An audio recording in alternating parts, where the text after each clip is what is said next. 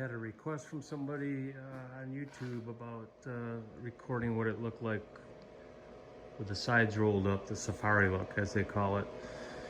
So this is it. Just took the doors off. This side panel here is velcroed around this bar. Pull that velcro off and unsnap it, unzip it here, roll it up, and you got these two elastic bands or whatever that hold it up. Same thing on the other side. And then the rear window or panel rolls up interiorly,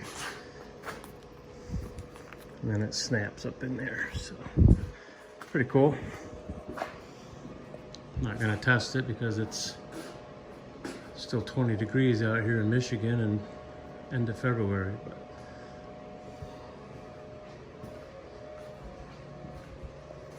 I think I made the right choice. I like it.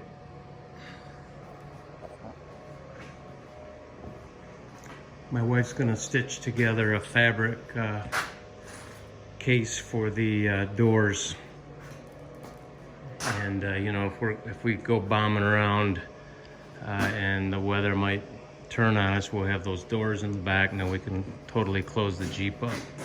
One thing that I'll do different, suggest that you guys do different, is I put this, what is it, maybe ½ inch foam rubber around the perimeter of the door to try to get those doors to seal, because man, is it it's drafty, and this actually worked really well. The problem is it looks ugly as heck when you take your doors off. So I'm gonna do the same, but I'm gonna run it around the door panels itself.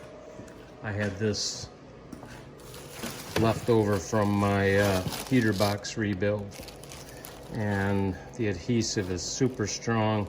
This is pretty firm material, so it works pretty darn good. And it's gonna be kind of a bear getting it off here because that adhesive is like just incredible. But you know, I'll peel it off, get a heat gun on it, get the adhesive off, and put it on the door panel. Okay, thanks for watching.